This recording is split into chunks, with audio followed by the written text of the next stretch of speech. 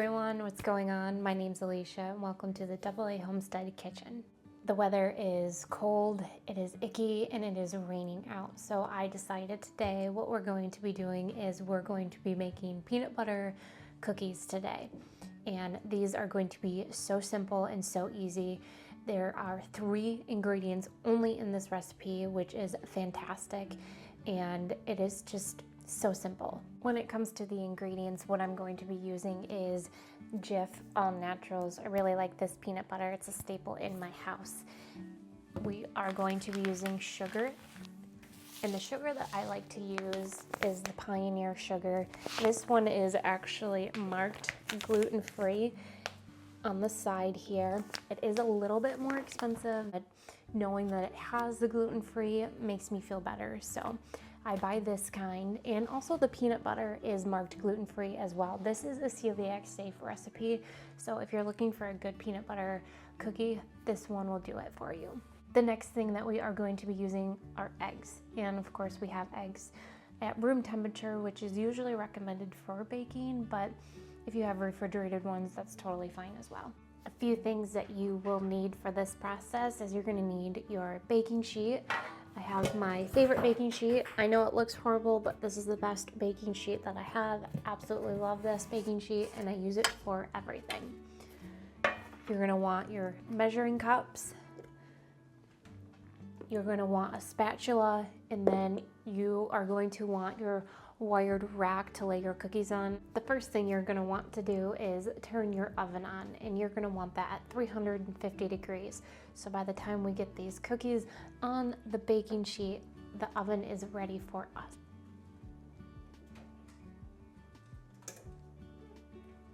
If you are like me, sometimes I store things in the oven. Usually it's metal, but you never know. So you want to double check your oven before you start preheating. You are going to need 1 cup of peanut butter. And I have these cute little measuring cups that I got at the store. I just love them. They are so adorable, and they have on the inside here of the measurement.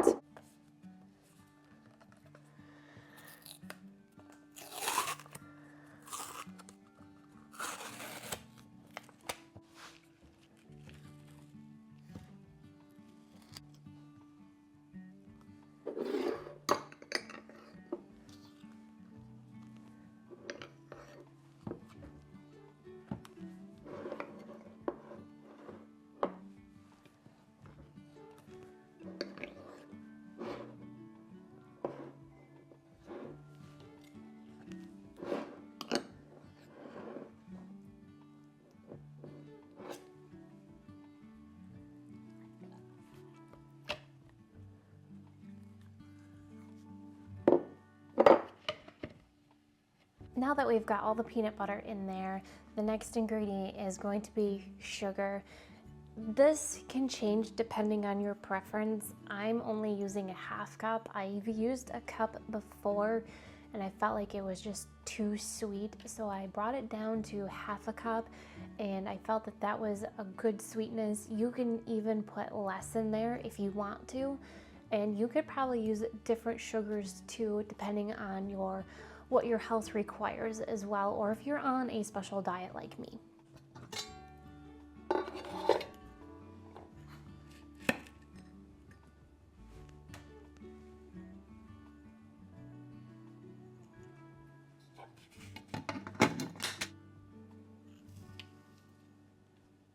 The eggs I'm not going to be cracking directly into the bowl with the peanut butter and the sugar, because I want to crack them into a separate bowl to make sure that there's nothing wrong with these.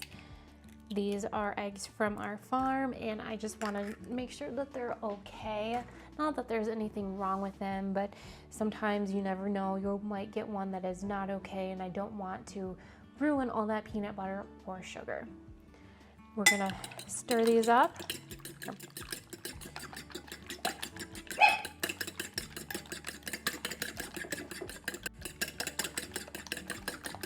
And now we are going to go ahead and add them to our peanut butter and our sugar mixture.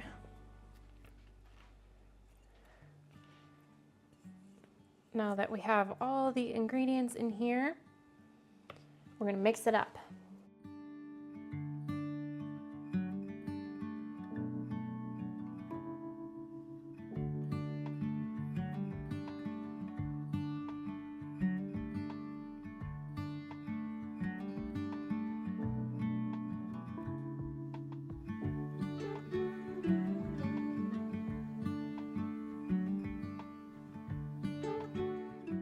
We have all that mixed up. This is ready to go.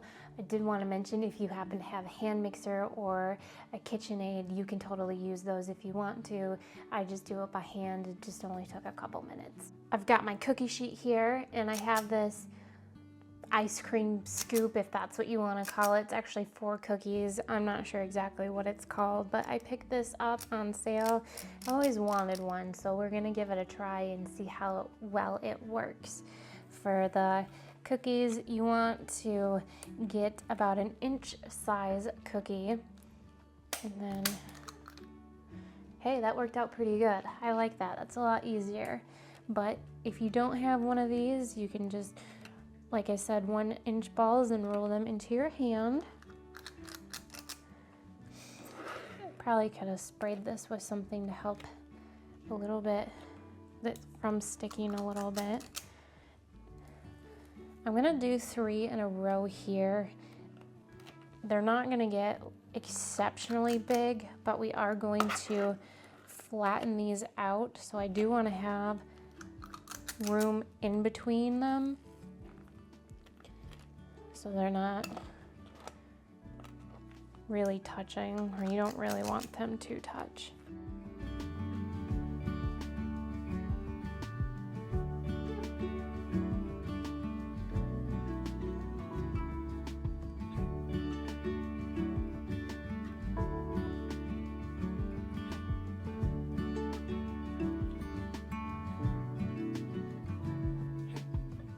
Now that we have all of our cookies on here, we're gonna flatten them out.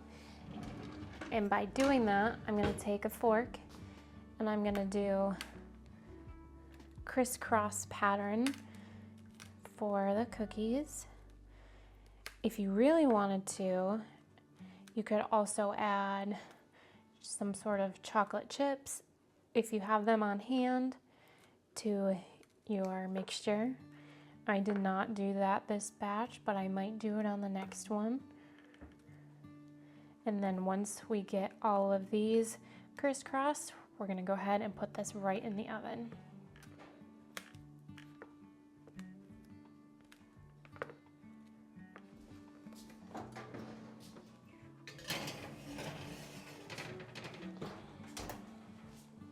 I've got the cookies in the oven and I set the timer for 8 minutes. You want to make sure that the rack in your oven is going to be in the middle. You don't want it too close to the bottom, because then your bottom of your cookies will burn, and you don't want it too high on the top of the oven, because then they're not going to cook enough. So you want it just right in the middle. I love this recipe because it is so simple. Most of these ingredients you already have in your pantry, but it's something that's fun that you can do with your kids as well. There's also so much less ingredients in these cookies, where if you were to go to a store and buy a package of cookies, half the time you can't read what's on the label, where this recipe, you know exactly what is in it.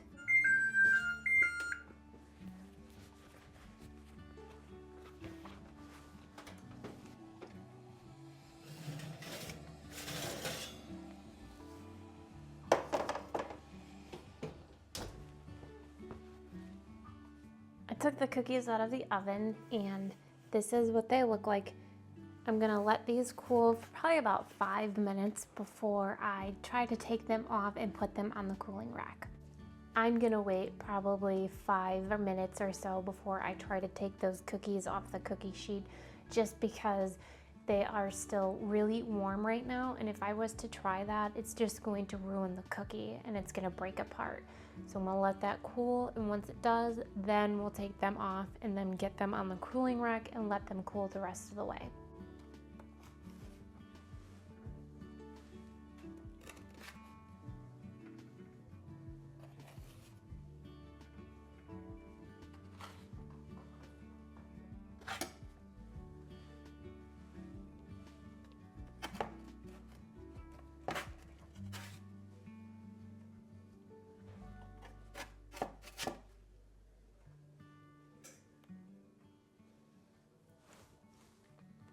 cookies are done cooking, and I let them cook for a little bit longer. I don't know if it's because what I used, the scoop, made the cookies thicker than what I normally make, so it took a little bit more time for them to cook.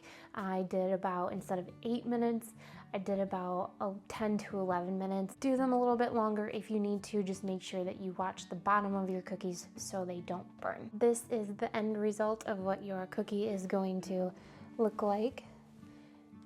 And I did not burn the bottoms, which is fantastic. I want to thank you guys so much for joining me on this video and baking cookies with me today. It was a lot of fun having you here in my kitchen with me, and I'm excited to have a few cookies tonight. If you were able to learn anything from this video, and I hope you were able to, it would really help if you hit that like, subscribe, and share button. We would really appreciate that. And I'll see you guys in the next one. Take care.